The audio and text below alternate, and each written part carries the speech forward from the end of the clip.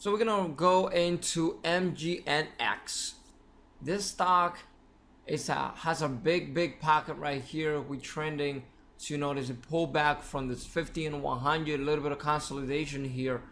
Broke down, and right now you see a green candle. One of the things that concern me really is that, as you notice here, we have a big range, big pocket with no resistance or support whatsoever. Bunch of consolidation back here and consolidation over here. What I'm thinking is that this is not going to be able to hold here, and you can see a couple of people taking profits around here.